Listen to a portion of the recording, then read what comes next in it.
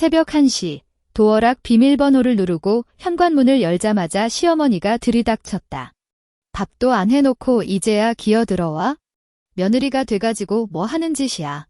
짝 하는 소리와 함께 불같이 뜨거운 충격이 내 뺨을 휩쓸고 지나갔다. 거실 소파에 앉아있던 남편은 고개조차 돌리지 않았다. 어머니, 저 야근하느라. 야근이 핑계가 될 줄 알아? 남편이랑 시어머니를 쫄쫄 굶겨놓고. 뺨은 화끈거렸지만 더 뼈아픈 건 남편의 눈빛이었다. 마치 모르는 사람을 보듯 차갑고 무심한 눈빛. 재훈 씨, 당신이 말 좀 해봐요.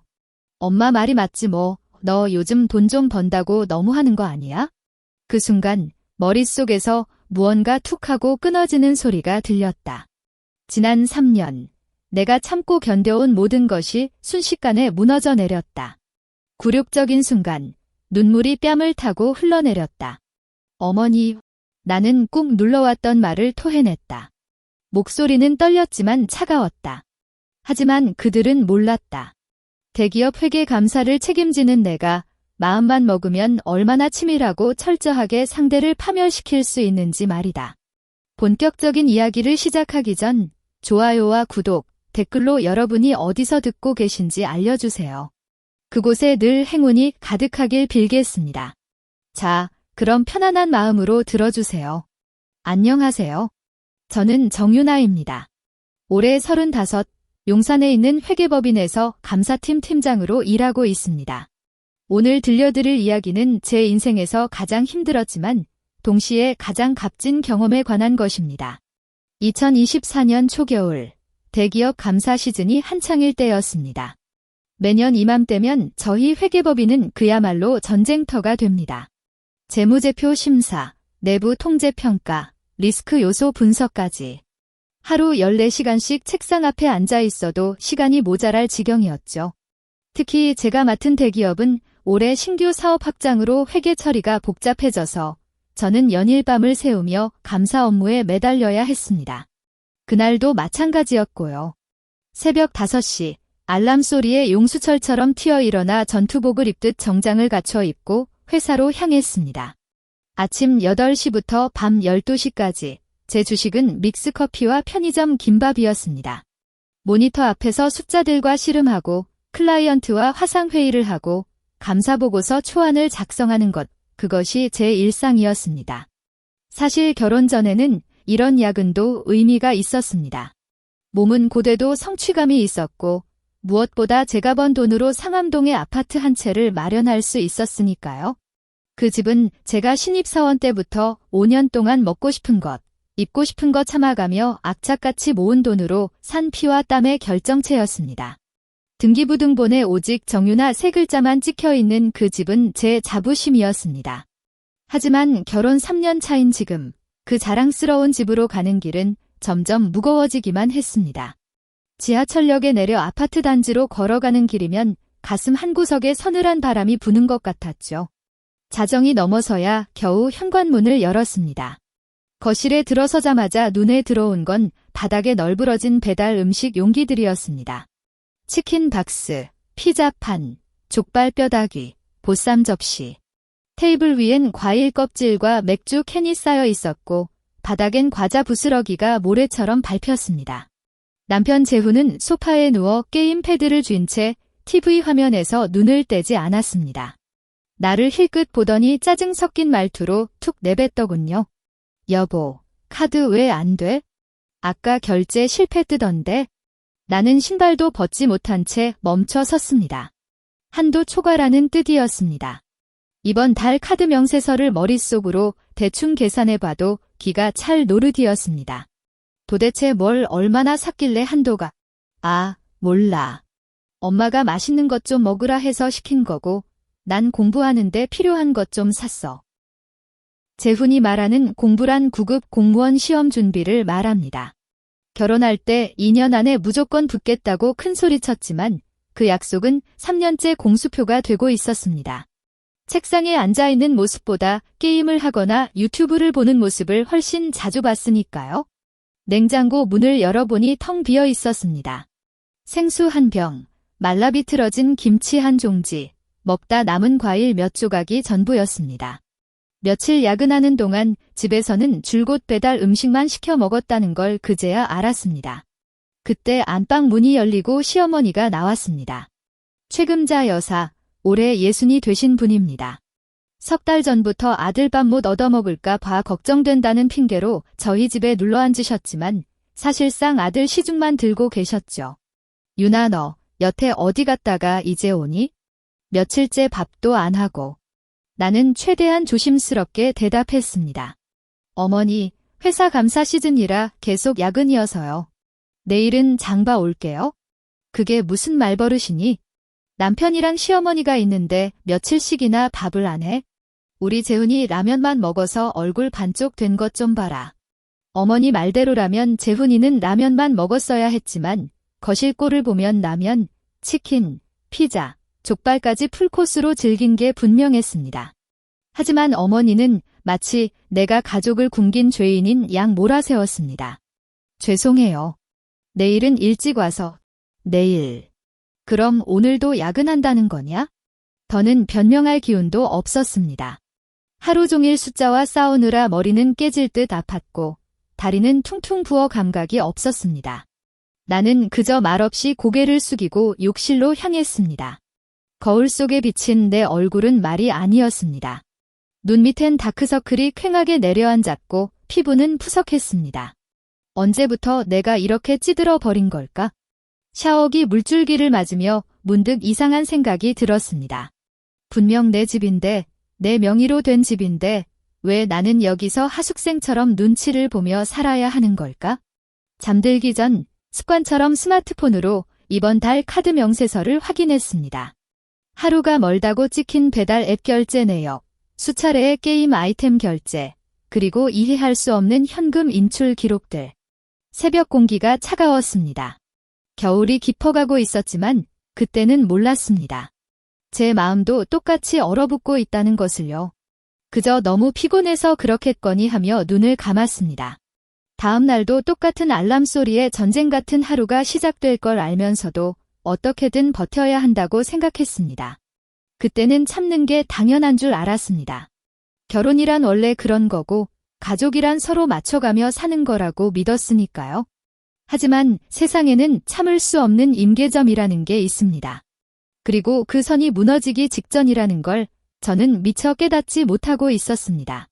다음 날 저녁도 마찬가지였습니다.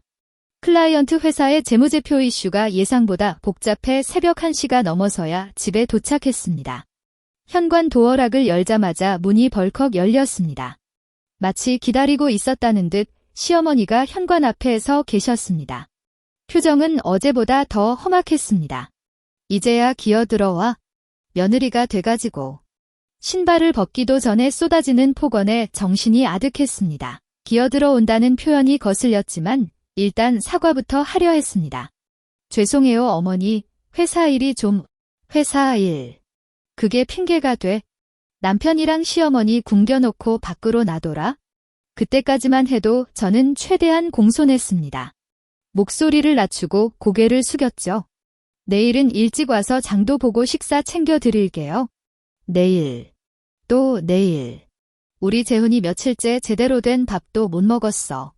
제가 알기로 재훈이는 하루에 2~3번씩 배달 음식을 시켜 먹었습니다. 제대로 된 밥의 기준이 뭔지는 모르겠지만 일단 상황을 모면하고 싶었습니다. 너무 피곤했으니까요. 하지만 시어머니의 타박은 멈추지 않았습니다. 내가 묻잖니. 일이 그렇게 중요하면 결혼은 왜 했어? 남편 있고 시어머니 있는데 집안일은 내팽개치고. 점점 속에서 울화가 치밀었습니다. 생활비도 내가 벌고 이 집도 내가 샀는데 왜 나만 이런 비난을 받아야 하는지 이해할 수가 없었습니다. 어머니, 죄송하지만 저도 직장인이에요. 일하고 있잖아요. 식사 드시고 싶으시면 재훈 씨가 차려드릴 수도 있는 거 아닌가요? 순간 거실에 정적이 흘렀습니다. 게임을 하던 재훈도 멈칫하며 나를 쳐다봤고 시어머니의 얼굴이 울그락불그락 변했습니다. 뭐라고? 너 지금 뭐라고 했니?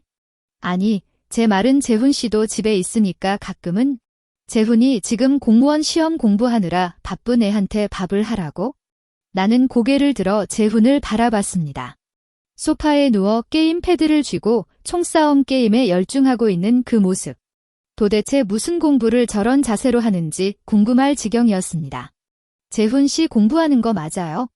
내 입에서 나온 말에 나 스스로도 놀랐습니다. 평소라면 절대 하지 않았을 말이었죠. 아마 너무 지쳐서 속마음이 툭 튀어나왔나 봅니다. 시어머니의 얼굴이 터질 듯 붉어졌습니다. 너 지금 우리 재훈이가 논다고 무시하는 거냐? 감히 내가... 아니요, 그런 뜻이 아니라요. 아니긴 뭐가 아니야. 시어머니 앞에서 남편 무시하는 거니? 설명하고 싶었습니다. 정말 그런 뜻이 아니었다고. 그저 서로 도우며 살면 좋겠다는 뜻이었다고 말입니다. 그런데 왜 이게 이렇게 큰일이 되는 걸까요? 어머니, 오해하지 마세요. 저는 그저 그 순간이었습니다.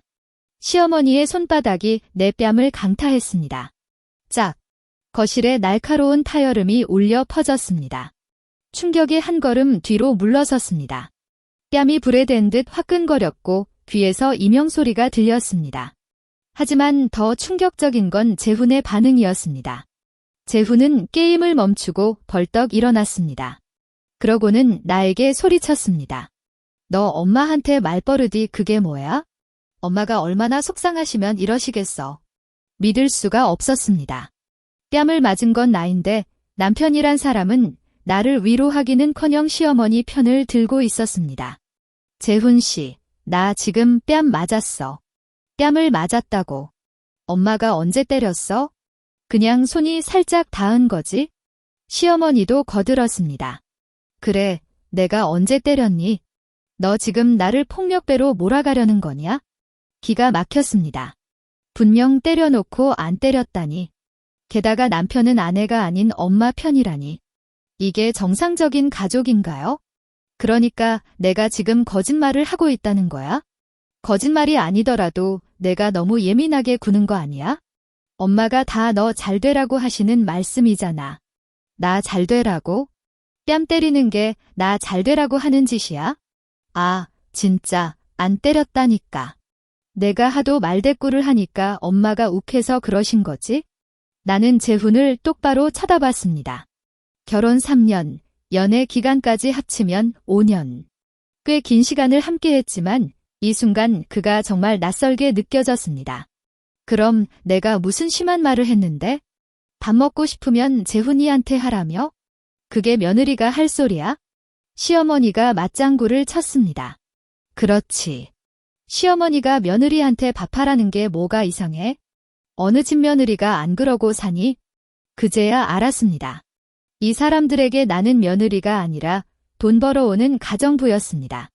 돈도 벌고 집안일도 하고 그러면서도 감사할 줄 아는 존재여야 했던 겁니다. 그동안 가족이라는 이름으로 참아왔습니다. 사랑하니까 이해해야지, 며느리니까 맞춰줘야지 하며 스스로를 다독였습니다. 하지만 이 순간 내 안에 무언가가 완전히 끊어졌습니다. 나는 말없이 스마트폰을 꺼냈습니다. 그리고 도어락 앱을 실행했습니다. 너 뭐 하냐? 재훈이 물었지만 대답하지 않았습니다. 화면을 몇 번 터치해서 시어머니와 재훈의 출입 권한을 삭제했습니다. 유나, 너 지금 뭐 하는 거니? 시어머니가 다급하게 물었지만 나는 침묵을 지켰습니다. 작업을 마친 뒤 고개를 들어 그들을 보며 말했습니다. 지금 당장 내 집에서 나가주세요. 순간 거실에 정적이 흘렀습니다. 두 사람은 내가 무슨 말을 하는지 이해하지 못한 표정이었습니다. 재훈이 헛웃음을 지으며 말했습니다. 얘야, 너 장난하냐? 장난 아니야. 진심으로 하는 말이니까 나가. 너 미쳤어. 여기가 내 집인데 내가 왜 나가? 나는 재훈을 똑바로 응시했습니다. 당신 집. 등기부등본 확인하고 다시 말해. 분위기가 심상치 않다는 걸 느꼈는지 시어머니가 끼어들었습니다. 유나, 아무리 화가 나도 그렇지 시어머니한테 나가라니? 화 안 났어요. 그냥 나가시라고요. 내 목소리는 차갑고 단호했습니다. 평소의 내가 아니었습니다. 늘 눈치 보고 죄송해하던 정윤아는 이제 없었습니다. 재훈이 벌겋게 달아오른 얼굴로 소리쳤습니다. 야, 너 진짜 돌았냐? 당장 엄마한테 사과해. 하지만 나는 꿈쩍도 하지 않았습니다. 오히려 스마트폰 녹음 기능을 켰습니다. 지금부터 벌어질 모든 일을 기록으로 남길 작정이었습니다. 나는 나가라고 했어? 나가. 내가 왜 나가? 여긴 내 집이야. 여기가 당신 집이라는 증거 있어? 재훈의 얼굴에 당황한 기색이 스쳤습니다. 결혼할 때 내가 이 집을 공동 명의로 해줬을 거라고 착각하고 있었나 봅니다. 하지만 천만에요. 5년 동안 뼈 빠지게 일해서 산 내 집입니다. 결혼 전 취득한 고유 재산이라 당연히 내 단독 명의로 남겨뒀습니다. 시어머니가 다시 나섰습니다. 유나, 아무리 그래도 우리가 남이니? 가족끼리 꼭 이렇게까지 해야겠어? 가족이 며느리 뺨을 때립니까? 어휴, 또 그 소리. 내가 언제 때렸다고 그러니? 나는 스마트폰 화면을 들어 보였습니다. 아까부터 녹음 중이었어요. 안 때렸다고 계속 거짓말하시면 이것도 다 증거로 남습니다. 제 뺨이 왜 이렇게 빨갛게 부었는지 설명하실 수 있으세요? 시어머니의 표정이 굳어졌습니다. 재훈도 마찬가지였습니다. 녹음. 너 지금 제정신이야? 가족끼리 녹음을 해. 가족이라면서 왜 녹음을 무서워해? 나는 다시 스마트폰을 조작해 도어락 앱의 보안 설정을 강화하고 비상시 자동 신고 기능까지 활성화했습니다. 얘야, 너 진짜 뭐 하는 거야? 재훈이 내 스마트폰을 뺏으려 달려들었습니다. 나는 재빨리 피하며 말했습니다. 몸에 손대지 마. 지금부터는 특수폭행이야. 폭행. 남편한테 폭행. 남편은 아내 때려도 돼? 내가 언제 때렸어? 어머니가 때릴 때 말리기는커녕 나보고 사과하라고 했잖아. 그게 공범이지 뭐야? 재훈은 말문이 막힌 듯 입을 뻐끔거렸습니다. 내가 이렇게 논리적으로 따지고 드는 건 처음 봤을 테니까요. 시어머니가 태세를 전환했습니다. 유나, 우리가 잘못했다. 애미가 욱해서 그런 거지 널 미워해서 그런 게 아니야? 그러니까 이제 그만하자. 잘못했으면 나가세요. 나가시라고요. 아니, 나가면 어디로 가란 말이냐? 여관을 가시든 찜질방을 가시든 알아서 하세요. 재훈이 급하게 끼어들었습니다. 얘야, 너 진짜 너무한다. 엄마를 여관방에서 재우라고? 연세도 있으신 분을? 그럼 당신 오피스텔 있잖아. 거기로 모시고 가? 오피스텔이 어딨어? 나 그런 거 없어. 나는 재훈을 싸늘하게 쳐다봤습니다. 없어. 그럼 결혼 전에 어디 살았는데? 엄마 집에서 살았지? 그럼 거기로 돌아가면 되겠네? 시어머니가 갑자기 고래고래 소리를 질렀습니다. 유나, 너 지금 뭐 하는 짓이야? 며느리가 시어머니를 내쫓아? 내쫓는 게 아니라 제 집에서 나가달라고 정중히 부탁드리는 겁니다. 내 집에서요. 결혼하면 다 부부 공동 재산이지 내 집이 어딨어. 결혼 전 취득한 재산은 특유재산이에요. 게다가 단독 명의고요. 재훈이 책상을 콱 내리치며 소리쳤습니다. 아, 진짜. 꼭 그렇게 법 따져가며 살아야겠어? 우린 부부잖아. 부부면 아내 뺨 때려도 됩니까? 누가 언제 때렸냐고. 나는 여전히 붉게 부어오른 뺨을 가리켰습니다. 이건 누가 그랬는데? 재훈은 시어머니를 쳐다봤고 시어머니는 딴청을 피우며 고개를 돌렸습니다. 재훈이 폭발했습니다. 아, 그래. 이 집 내 거야. 근데 내 아내 집이면 내 집이기도 한 거 아니야? 등기부등본엔 내 이름만 있어? 등기부등본. 좋아. 그럼 이혼해. 이혼하자고.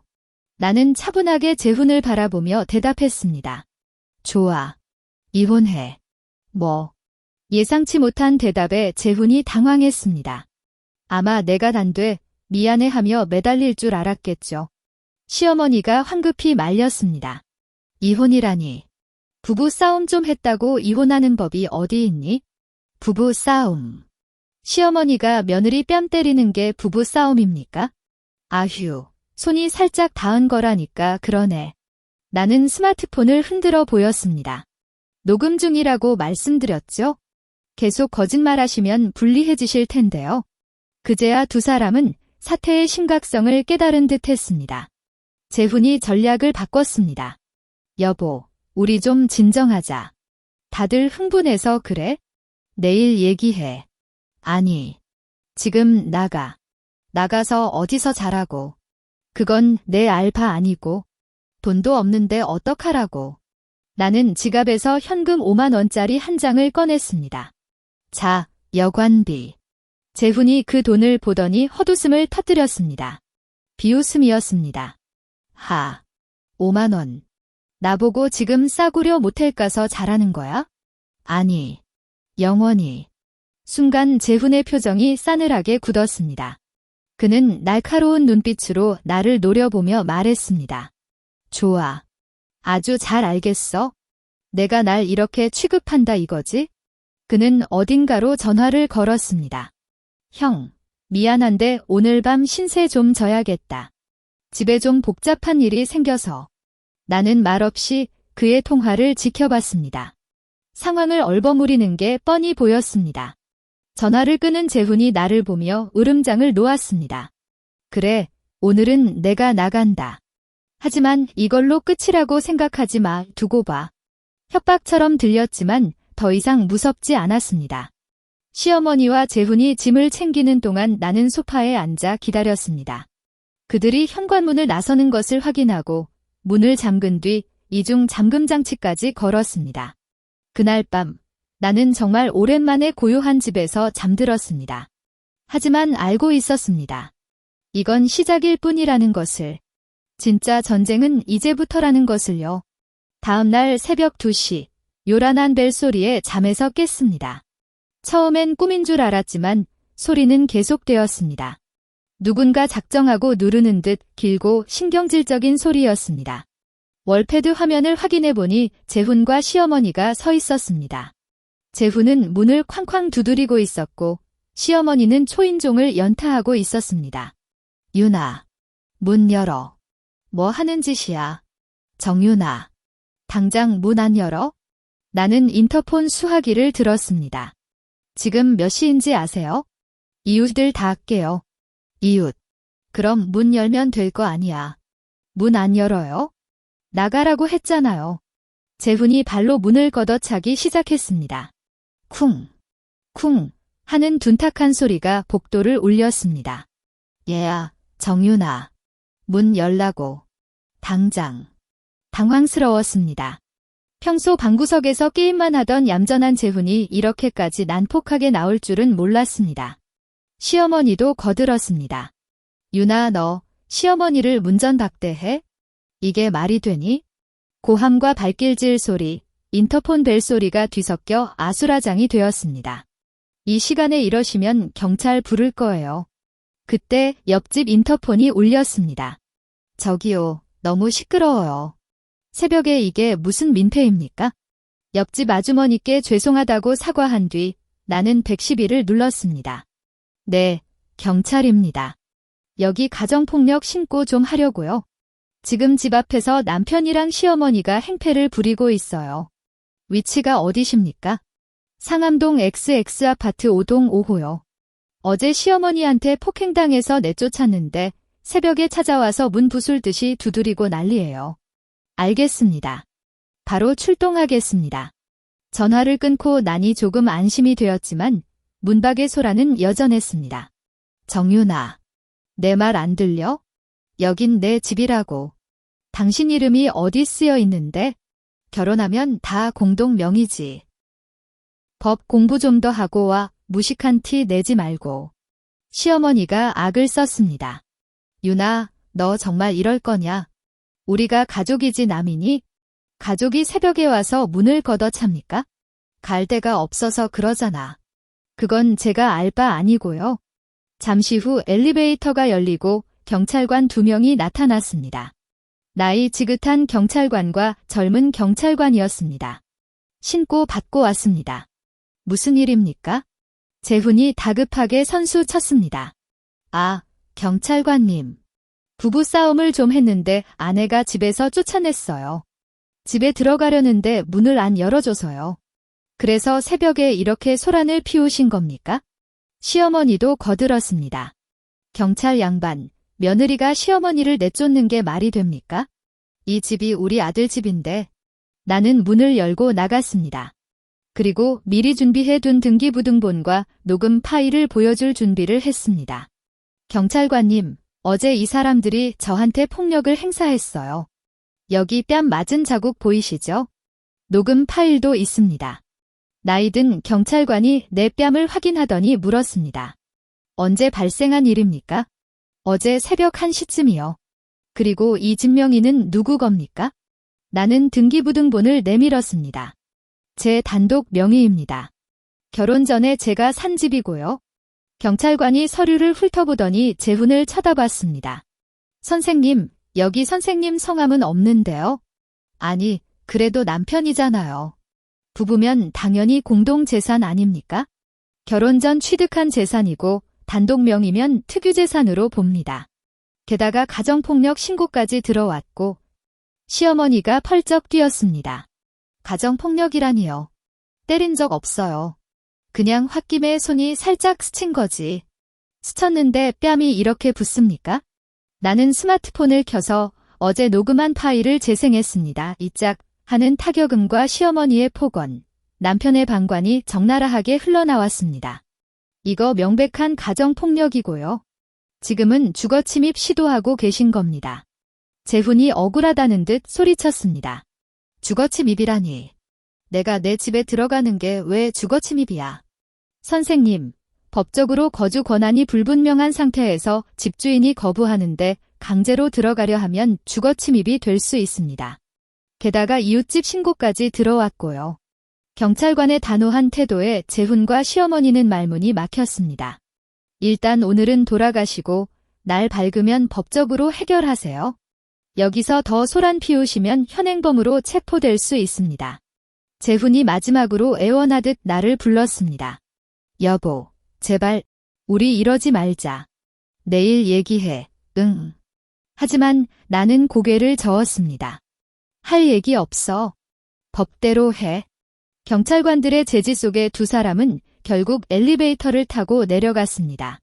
닫히는 엘리베이터 문틈으로 보이던 재훈의 절망적인 표정, 그리고 시어머니의 도끼 어린 눈빛. 그것이 우리 결혼 생활의 마지막 장면이었습니다. 그날 밤 이후 나는 진정한 혼자가 되었다. 하지만 두렵지는 않았다. 오히려 가슴 깊은 곳에서 해방감이 밀려왔다. 다만 알고 있었다. 이게 끝이 아니라는 것을. 진짜 전쟁은 이제부터 시작이라는 것을 말이다. 여러분, 지금까지 유나의 이야기 어떻게 들으셨나요? 처음엔 가슴이 턱 막힐 듯 답답하고 화가 나셨겠지만 나중엔 조금 통쾌해지셨을지도 모르겠네요. 살다 보면 우리는 언제 참아야 하고 언제 참지 말아야 할지 선택의 기로에 서게 됩니다. 유나 역시 그런 선택의 순간에 놓여 있었죠. 하지만 지금부터가 진짜 중요한 순간입니다. 유나가 어떻게 자신의 삶을 되찾아가는지, 그리고 그 과정에서 어떤 기막힌 반전이 기다리고 있는지 계속해서 들어주세요. 경찰이 다녀가고 일주일 정도는 폭풍전야처럼 고요했다. 드디어 나만의 시간이 생긴 것이다. 아침에 일어나 여유롭게 커피를 내리고 퇴근 후에는 조용히 드라마를 볼 수 있었다. 냉장고는 내가 좋아하는 반찬들로 채워졌고 거실에는 배달 용기 대신 읽고 싶었던 책과 은은한 디퓨저 향기가 자리 잡았다. 하지만 회사에서는 신경 쓰이는 일이 생겼다. 입사 동기이자 지금은 사내 변호사로 일하고 있는 수진이가 나를 따로 불렀다. 수진이는 주로 가사, 소송과 형사사건을 담당하는 친구였다. 점심시간, 회사 근처 카페에서 수진이와 마주 앉았다. 유나, 너 요즘 별일 없어? 얼굴이 훨씬 좋아 보인다. 응, 집안 정리 좀 했어. 정리. 혹시 남편이랑 갈라선 거야? 역시 수진이는 눈치가 빨랐다. 구구절절 설명하지 않아도 분위기만으로 상황을 파악했다. 나는 지난 일주일간 있었던 일을 수진이에게 털어놓았다. 시어머니의 폭행, 남편의 방관, 그리고 경찰 신고까지. 수진이는 심각한 표정으로 내 이야기를 경청했다. 유나, 너 정말 잘했어. 하지만 지금부터가 중요해. 뭐가? 절대 감정적으로 대응하면 안 돼. 앞으로 모든 일은 기록으로 남기고 철저하게 법적으로 해결해야 해. 수진이는 가방에서 노트북을 꺼내며 말했다. 일단 지금까지 있었던 일을 시간순으로 정리해보자.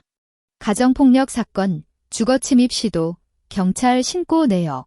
이건 아주 강력한 증거가 될 거야. 나는 수진이의 말대로 가방에서 다이어리를 꺼냈다. 회계사라는 직업병 덕분에 중요한 일은 꼼꼼히 기록해두는 습관이 있었다. 그런데 수진아, 한 가지 이상한 게 있어? 뭔데? 재훈 씨가 3년 동안 공무원 시험 준비한다고 했잖아. 근데 가족 카드 사용 내역을 보니까 좀 이상해. 나는 스마트폰을 꺼내 카드 명세서를 보여주었다. 이것 봐, 학원비나 교재비는 하나도 없고 게임 아이템 결제랑 현금 인출만 계속됐어. 그리고 알 수 없는 사이트 결제 내역도 있고. 수진이는 화면을 뚫어지라 쳐다보더니 미간을 찌푸렸다. 유나, 이거 혹시 도박 사이트 결제 아니야? 도박. 응, 이런 소액 반복 결제 패턴, 불법 도박 사이트의 전형적인 특징이야. 나는 입이 떡 벌어졌다. 재훈 씨가 도박을 했다고? 보통 불법 도박 사이트들은 게임 아이템 결제인 것처럼 위장하거든. 그래서 카드 명세서만 보면 그냥 게임인 줄 알고 넘어가기 쉬워. 아, 그럼 재훈 씨는 공부한다고 거짓말하고 실제로는 도박을 하고 있었던 거야? 그럴 가능성이 아주 높아. 더 자세한 건 조사를 해봐야겠지만 머릿속이 복잡해졌다. 재훈이 거짓말을 했다는 사실보다 내 피 같은 돈으로 도박을 했다는 사실이 더 충격적이었다. 그리고 하나 더 있어? 수진이가 화면을 아래로 스크롤하며 말했다. 여기 봐, 대법원 인터넷 등기소, 주민센터 민원 열람 기록. 시어머니나 남편이 내 집 등기부등본이랑 전입세대 열람을 한 것 같아. 주소 변경이나 전입신고 관련된 걸 시도하려고 했던 것 같은데? 등골이 오싹해졌다. 내가 회사에서 밤새 일하고 있을 때 집에서는 이런 끔찍한 일들이 벌어지고 있었던 것이다. 수진아, 그럼 나 어떻게 해야 해? 일단 모든 증거를 확보해. 카드 명세서, 녹음 파일, 폭행당한 상처 사진까지 전부 출력해서 보관하고 클라우드에도 백업해둬. 그리고 이혼 소송 준비하자. 이건 단순한 부부 싸움이 아니야. 계획적인 사기 결혼일 수도 있어. 수진이의 말을 듣고 나니 지난 3년의 시간들이 다르게 보이기 시작했다. 재훈의 무능력, 시어머니의 갑작스러운 합가, 그리고 끊임없던 생활비 요구. 이 모든 게 우연이 아닐 수도 있다는 생각이 들었다. 유나, 그리고 제일 중요한 거. 뭔데? 앞으로 혼자 있을 때 조심해. 이런 상황에선 상대방이 극단적으로 나올 수도 있어. 그날 밤, 집에 돌아온 나는 수진이가 알려준 체크리스트대로 하나씩 증거를 정리했다. 우선 카드 명세서를 월별로 엑셀에 정리해보니 결과는 실로 충격적이었다. 지난 1년 동안 재훈이 쓴 돈이 내 월급의 60%에 육박했다. 그것도 공부하는 하등 상관없는 곳에 말이다. 다음으로 집안 보안을 점검했다. 도어락 비밀번호를 다시 한번 바꾸고 창문 잠금 장치도 확인했다. 만약을 대비해 112 단축번호도 설정해 두었다. 무엇보다 마음을 다잡았다. 그동안 가족이라는 이름으로 참아왔지만 이제 더 이상 참아야 할 이유는 없었다. 늦은 밤, 수진이에게서 문자가 왔다. 유나, 내일 시간 되면 사무실로 와. 이혼 절차 자세히 알려줄게. 그리고 혹시라도 그쪽에서 먼저 연락 오더라도 절대 단둘이 만나지 마. 무조건 제3자가 있는 곳에서 얘기해야 해. 나는 수진이에게 고맙다는 답장을 보냈다. 이런 친구가 곁에 있다는 게 얼마나 큰 행운인지 몰랐다.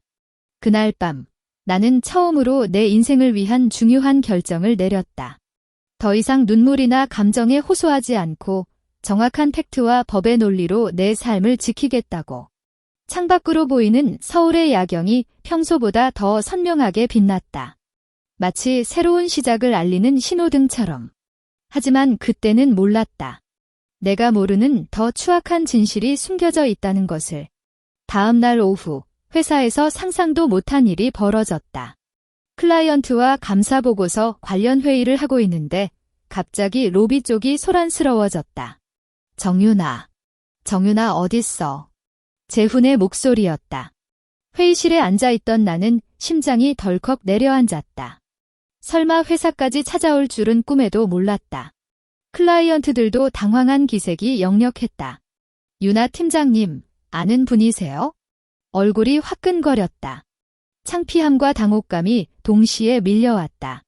죄송합니다. 잠시 확인 좀 하고 오겠습니다. 회의실을 나와 로비로 나가보니 아니나 다를까 재훈이 와 있었다. 보안 요원이 그를 제지하고 있었지만 그는 막무가내로 고함을 지르고 있었다. 내가 남편인데 왜 못 들어가게 해? 선생님, 여긴 업무 공간입니다. 조용히 하세요. 조용히. 내 마누라가 저 위에서 일하고 있다고. 내가 다가가자 재훈이 나를 발견하고는 득달같이 달려들었다. 윤아 너. 왜 전화도 안 받고 집에도 안 들어오는 거야? 나는 주변 시선을 의식하며 낮게 으르렁거렸다. 여기서 이러지 마. 나가서 얘기해. 나가긴 어딜 나가. 나 여기서 할 말 있어. 재훈은 보란듯이 더 크게 소리쳤다. 로비를 지나던 다른 직원들이 힐끔거며 우리를 쳐다봤다. 내가 지난 3년 동안 뭘 그렇게 잘못했길래 집에서 내쫓아? 하재훈 씨, 제발 여기서 이러지 마. 부탁이야. 너는 회사에서 편하게 일하고 나는 길바닥에 나앉으란 거야? 그때 회의실에서 부장님과 클라이언트들이 나왔다. 정말이지 쥐구멍이라도 있으면 숨고 싶은 심정이었다. 회사에서 이런 꼴을 보이다니? 부장님이 다가와 물었다. 정 팀장, 무슨 일이야? 재훈은 부장님을 보더니 갑자기 태도를 싹 바꿨다. 안녕하십니까? 정윤아 남편 되는 사람입니다. 제 아내가 저를 집에서 쫓아내서 억울한 마음에 찾아왔습니다. 부장님의 얼굴에 난처함이 스쳤다. 가정사는 회사 밖에서 해결하시는 게 가정사요. 아내가 남편을 집에서 내쫓는 것도 단순한 가정사입니까? 재훈의 목소리는 점점 더 커졌다. 그는 주변 사람들에게 동의를 구하듯 소리쳤다. 여러분, 어떻게 생각하십니까? 아내가 남편을 집에서 내쫓는 게 말이 됩니까? 정말 미쳐버릴 것 같았다. 클라이언트 중 한 분이 내게 말했다. 윤아 팀장님, 오늘 회의는 다음에 하시죠. 개인적인 일부터 처리하셔야겠네요. 그 말을 듣는 순간 내 머릿속에서 무언가가 끊어졌다. 내가 몇 년 동안 쌓아온 신뢰와 커리어가 재훈 때문에 한순간에 무너져 내린 것이다. 나는 보안 요원에게 말했다. 아저씨, 이 사람 출입 금지시켜주세요. 출입 금지. 재훈이 펄쩍 뛰었다. 출입 금지라니. 너 미쳤어. 내가 내 남편이야. 남편이면 회사 와서 행패 부려도 돼? 행패. 이게 행패야. 나는 억울해서 따지러 온 거라고. 부장님이 나섰다. 일단 조용히 하시고 밖에서 해결하세요. 여긴 일터입니다. 일터요. 그럼 제 아내는 일 때문에 집에도 안 들어오고 남편을 버려도 되는 겁니까? 그건 제가 판단할 문제가 아닙니다. 나는 재훈의 팔을 잡아 끌고 밖으로 나갔다. 더 이상 회사에 피해를 줄 순 없었다. 회사 앞 카페, 나와 재훈은 마주보고 앉았다. 재훈 씨, 왜 회사까지 찾아왔어? 왜긴 왜야. 내가 전화를 안 받으니까 그렇지. 내가 나가라고 했잖아. 그게 말이 돼? 부부 싸움 좀 했다고 나가라니? 나는 재훈을 똑바로 쳐다보며 물었다. 재훈 씨, 솔직하게 말해. 당신 그동안 진짜 공부했어? 뭐? 공무원 시험 말이야? 진짜 공부한 거 맞아? 재훈의 눈동자가 흔들렸다. 당연히 했지? 너 지금 날 의심하는 거야? 그럼 올해 시험 날짜가 언젠데? 그거야 아직 공고 안 났어. 나는 스마트폰으로 검색 화면을 들이밀었다. 9급 공무원 시험 공고 이미 났어. 원서 접수도 시작했고. 근데 수험생이 그걸 왜 몰라? 재훈이 당황하며 말을 더듬었다. 아, 그게 이번엔 준비가 좀 덜 돼서 3년을 준비했는데 아직도 덜 됐어? 공무원 시험이 장난이야? 나는 준비해둔 카드 명세서를 테이블 위에 던졌다. 그럼 이건 뭐야? 게임 아이템 결제, 현금 인출, 온라인 도박 사이트. 재훈의 얼굴이 백지장처럼 하얗게 질렸다. 그건 그냥 스트레스 풀려고 가끔. 거의 매일이던데? 당신 지금 내 돈으로 도박한 거야? 도박이라니. 그냥 게임이야, 게임.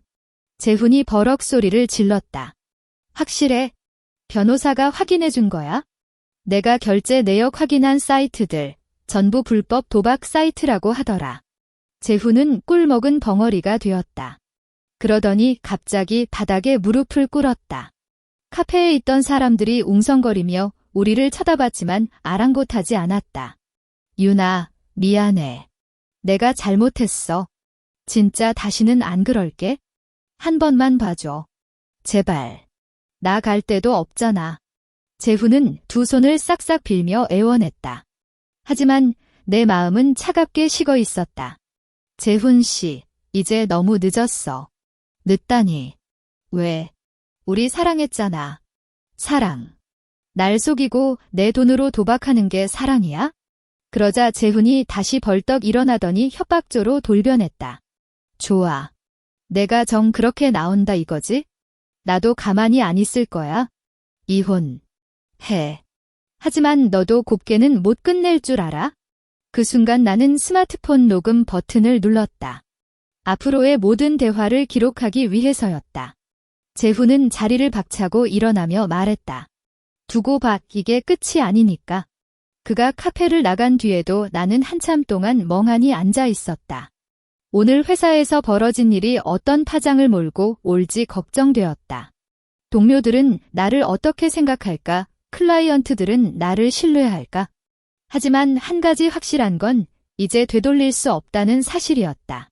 재훈이 회사에 난입하고 일주일 뒤 나는 수진이의 변호사 사무실을 찾았다. 그동안 수진이는 재훈의 카드 사용 내역과 인터넷 활동 기록을 더 정밀하게 분석해 두었다. 유나, 앉아봐. 중요한 얘기가 있어? 수진이의 표정이 평소보다 훨씬 심각했다. 뭔데? 재훈 씨가 공부했다는 거 완전 거짓말이야. 그것도 아주 계획적인 거짓말.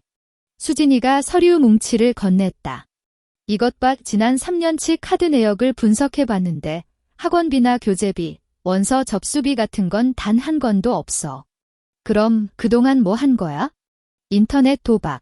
그것도 아주 심각한 수준이야. 알고는 있었지만 막상 확인 사살을 당하니 충격이 컸다. 그리고 더 심각한 게 있어? 수진이가 또 다른 서류를 꺼냈다. 너희 시어머니 최금자 씨가 지난 석 달 동안 뭘 했는지 알아? 뭘 했는데? 내 집 주변 부동산을 돌아다녔어. 시세 알아보고 매매 절차 상담하고. 등골이 오싹해졌다. 그게 무슨 소리야?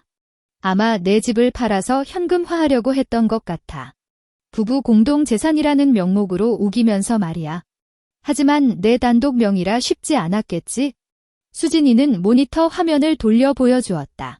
이거 봐, 이게 시어머니 휴대폰 검색 기록이야. 화면에는 충격적인 검색어들이 나열되어 있었다.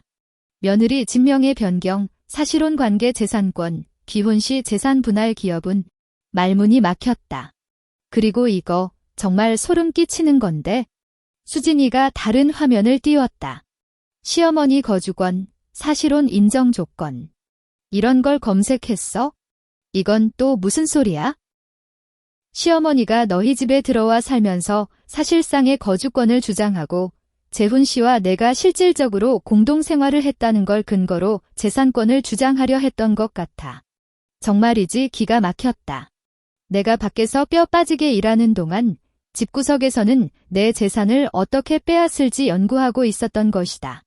수진아, 그럼 처음부터 계획적이었던 거야? 그럴 가능성이 아주 높아. 재훈 씨 도박 빚이 얼마인지 알면 더 놀랄걸? 얼만데? 대략 8천만 원 정도? 나는 헛숨을 들이켰다. 내가 모르는 사이에 8천만 원이나 되는 빚을 졌다니. 그 빚 갚으려고 내 집을 노린 거야? 시어머니도 공범이고. 머릿속이 하얘졌다. 지난 3년 동안 내가 겪은 모든 일이 사기극의 일부였다니. 수진아, 그럼 결혼도? 그건 확신할 수 없지만 결혼 후 재훈 씨의 행적을 보면 처음부터 내 재산을 노리고 접근했을 가능성도 배제할 수 없어. 수진이가 내 손을 꼭 잡았다. 유나, 이제 확실해졌어. 이건 단순한 이혼 소송이 아니야. 사기야. 사기. 사기. 결혼이라는 제도를 이용해서 내 재산을 편취하려 한 계획적인 범죄야. 그때 수진이의 휴대폰이 울렸다. 전화를 받은 수진이의 표정이 굳어졌다. 네, 알겠습니다. 감사합니다. 전화를 끊은 수진이가 말했다. 유나, 큰일 났어. 왜? 재훈 씨가 가정법원에 조정 신청을 냈어. 조정. 재산 분할이랑 위자료 청구 소송이야. 내가 자신에게 정신적 고통을 줬다면서. 기가 차서 말이 안 나왔다. 내가 정신적 고통을 줬다고? 게다가 시어머니도 너한테 폭행당했다고 주장하고 있어? 폭행. 내가 언제 어머니를 때렸어. 우린 알지만 법원은 모르잖아. 저쪽에서 거짓 증언이라도 하면 골치 아파져. 정말 화가 머리끝까지 치밀어 올랐다. 피해자는 나인데 오히려 가해자로 몰리다니. 수진아, 나 어떡해. 일단 우리도 반소 제기하자. 가정폭력, 주거침입, 그리고 재산상의 손해배상 청구. 재산상 손해? 재훈 씨가 내 카드로 도박한 돈, 시어머니가 불법으로 점거하고 살면서 쓴 생활비. 이거 다 손해배상 청구할 수 있어? 수진이는 계산기를 두드렸다. 대충 계산해도 5천만 원은 넘겠는데? 그때 수진이가 서류 한 장을 더 꺼냈다. 그리고 이것도 중요해. 뭔데? 재훈 씨, 다른 여자 만나는 것 같아. 다른 여자? SNS 활동 내역이랑 카드 명세서 대조해봤는데 특정 여성과 자주 연락하고 만난 정황이 있어. 모텔, 호텔 결제 내역도 있고. 정말 가지가지 한다 싶었다. 도박도 모자라 바람까지? 확실해? 사진도 있어? 수진이가 보여준 사진 속에는 재훈이 낯선 여자와 다정하게 팔짱을 끼고 있는 모습이 찍혀 있었다. 그 순간 지난 3년 동안 내가 느꼈던 일말의 죄책감마저 깨끗이 사라졌다. 내가 부족한 아내라서 시어머니를 잘 모시지 못해서 이런 일이 생긴 줄 알았는데 알고 보니 나는 철저하게 이용당한 피해자였다. 수진아, 조정 날짜 언제야? 다음 주 금요일. 좋아. 가자. 가서 다 까발려주자. 수진이가 빙그레 웃었다. 그래, 그런 도끼가 있어야지. 지금부터 우리가 판 뒤집는 거야? 변호사 사무실을 나서는데 처음으로 자신감이 생겼다. 이제 감정이 아닌 팩트로 싸울 준비가 되었다. 하지만 진짜 반전은 조정 당일 법정에서 나를 기다리고 있었다. 조정 당일 서울가정법원에 도착하니 재훈과 시어머니가 먼저 와 있었다. 그들 옆에는 웬 변호사 한 명이 앉아 있었다. 나와 수진이는 그 맞은편에 자리를 잡았다. 조정위원이 서류를 훑어보며 입을 열었다. 재산 분할 및 위자료 청구 조정 사건입니다. 신청인 측 주장 말씀해 주세요. 재훈 측 변호사가 일어나 말했다. 신청인 박재훈은 혼인 기간 동안 피신청인, 즉 아내로부터 심각한 정신적 학대를 받았습니다. 경제권을 박탈당하고 급기야 집에서 쫓겨났으며 노모까지 폭행을 당했습니다. 시어머니가 옆에서 거들었다. 맞아요. 며느리가 내 뺨을 때렸어요. 증인도 있어요. 나는 수진이를 쳐다봤다. 수진이가 고개를 끄덕이며 일어났다. 상대방의 주장은 전부 허위 사실입니다. 오히려 피신청인이 가정폭력의 피해자입니다. 수진이는 준비해온 증거 자료를 제출했다. 첫째, 시어머니가 며느리를 폭행한 녹음 파일과 상해 진단 사진입니다. 재훈 측 변호사가 반박했다. 그 녹음 파일은 조작된 것일 수도 있습니다. 조작이라는 증거 있으십니까? 수진이는 차분하게 다음 증거를 내밀었다. 둘째, 신청인 박재훈의 상습 도박 사실과 외도 증거입니다. 수진이가 카드 명세서와 사진을 조정위원 앞에 펼쳐놓았다. 재훈의 얼굴이 흑빛으로 변했다. 이걸 어떻게 합법적인 절차를 통해 확보한 증거입니다. 조정위원이 서류를 꼼꼼히 살펴보더니 재훈을 쳐다봤다. 신청인, 이 증거들에 대해 하실 말씀이 있습니까? 재훈이 당황하며 횡설수설했다. 도박은 그냥 게임 좀 한 건데 그렇게 심각한 건 아니고 3년 동안 8천만 원을 쓴 게 심각하지 않습니까? 8천만 원이요? 에이, 설마 그렇게 많이? 수진이가 계산 내역서를 들이밀었다. 정확히 8,340만 원입니다. 재훈은 입을 다물었다. 그럼 외도는 어떻게 설명하실 겁니까? 재훈 측 변호사가 끼어들었다. 그건 일시적인 실수였습니다. 일시적인 실수가 6개월 동안 지속됩니까? 조정위원이 이번엔 시어머니를 향해 물었다. 신청인의 모친께서는 며느리에게 폭행당했다고 주장하셨는데 증거 있습니까? 시어머니가 당황하며 말을 더듬었다. 증거. 맞아서 아픈데 무슨 증거가 필요해? 며느리가 때린 건 사실이라고. 진단서나 목격자 있습니까? 그건 없지만 수진이가 쐐기를 박았다. 반대로 시어머니가 며느리를 폭행한 증거는 명백합니다. 녹음 파일 다시 한번 재생하겠습니다. 조정실 안에 시어머니의 표독스러운 목소리와 짝하는 타격음이 울려 퍼졌다. 시어머니의 얼굴이 홍당무처럼 빨개졌다. 그건 내가 홧김에. 조정위원이 안경을 고쳤으며 말했다. 지금까지 제출된 증거로 볼 때 신청인 측의 주장은 신빙성이 떨어집니다. 오히려 피신청인이 재산상, 정신상 피해를 입은 것으로 보이는데요. 그때 수진이가 마지막 카드를 꺼내 들었다. 그리고 결정적인 사실이 하나 더 있습니다. 뭡니까? 신청인과 그 모친이 피신청인의 재산을 노리고 계획적으로 접근한 정황입니다. 수진이가 시어머니의 인터넷 검색 기록을 제출했다. 며느리 집 뺏는 법, 지혼 시 재산 분할. 조정위원이 그 자료를 보더니 혀를 찼다. 이게 정말입니까? 시어머니가 다급하게 변명했다. 아니, 그건 그냥 궁금해서 찾아본 거지. 며느리 집 뺏는 법이 단순한 호기심입니까? 재훈이 갑자기 자리를 박차고 일어나 소리쳤다. 아, 그만해. 그만하라고. 조정위원이 재훈을 노려봤다. 신청인, 자리에 앉으세요. 앉긴 뭘 앉아. 내 인생 다 망했는데. 계속 소란 피우시면 퇴정 조치하고 불리하게 작용할 수 있습니다. 재훈은 씩씩거리며 나를 노려봤다. 그러더니 갑자기 비굴한 표정으로 바뀌었다. 유나, 우리 꼭 이렇게까지 해야겠어? 그냥 조용히 합의 이혼하자. 나는 차가운 눈으로 재훈을 바라보며 말했다. 조용히. 그럼 내 돈 8천만 원은? 내가 내 카드로 도박해서 날린 그 돈은 어떡할 건데? 그건 내가 갚을게. 나중에 취직해서. 언제? 평생 백수로 살면서 무슨 수로? 조정위원이 결론을 내렸다. 신청인 측의 재산 분할 및 위자료 청구는 기각될 가능성이 매우 높습니다. 오히려 피신청인 측에서 손해배상을 청구하면 승소할 확률이 큽니다. 어떻게 하시겠습니까? 재훈 측 변호사가 재훈과 시어머니에게 귓속말을 했다. 잠시 후 변호사가 말했다. 알겠습니다. 저희 측 청구는 철회하겠습니다. 다만 이혼에는 합의해 주십시오. 조정위원이 나를 보며 물었다. 피신청인, 동의하십니까? 나는 수진이를 봤다.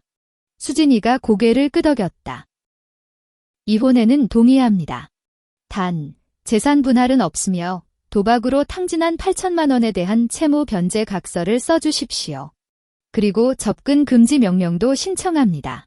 재훈은 울며 겨자 먹기로 각서에 서명했다. 조정이 끝나고 법원을 나오는데 재훈이 나를 붙잡으려 했다.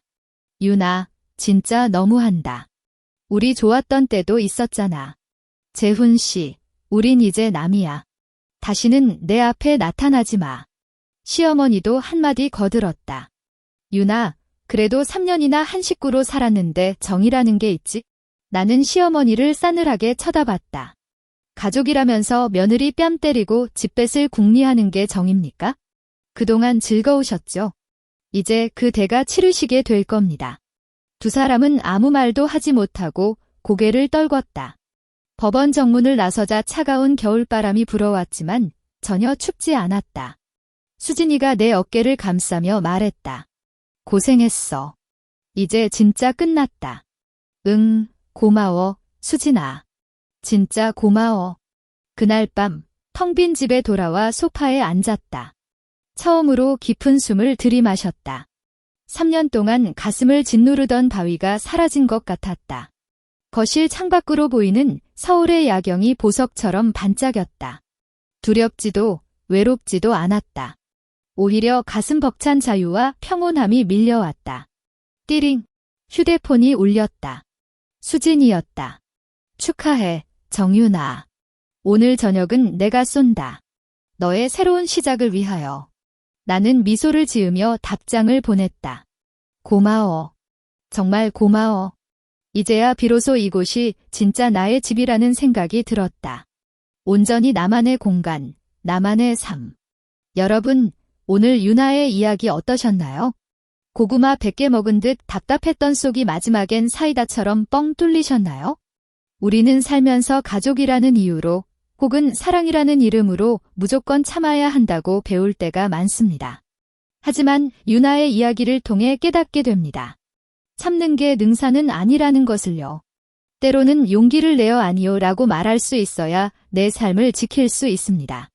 유나도 처음엔 혼자 끙끙 앓았지만 수진이라는 든든한 친구 덕분에 용기를 낼 수 있었죠. 우리 곁에 내 편이 되어줄 사람이 있다는 게 얼마나 소중한지 다시 한번 느끼게 됩니다. 무엇보다 감정에 휘둘리지 않고 냉철하게 팩트와 법으로 맞선 유나의 대처가 인상 깊었습니다. 살다 보면 누구나 힘든 선택의 순간을 마주하게 됩니다. 그때 여러분도 유나처럼 현명하게 판단하고 용기 있게 자신의 삶을 지켜내시길 바랍니다. 그리고 혼자 감당하기 힘들 땐 주저 말고 주변에 도움을 요청하세요. 당신은 혼자가 아닙니다. 오늘 이야기가 여러분에게 작은 위로와 지혜가 되었기를 바랍니다.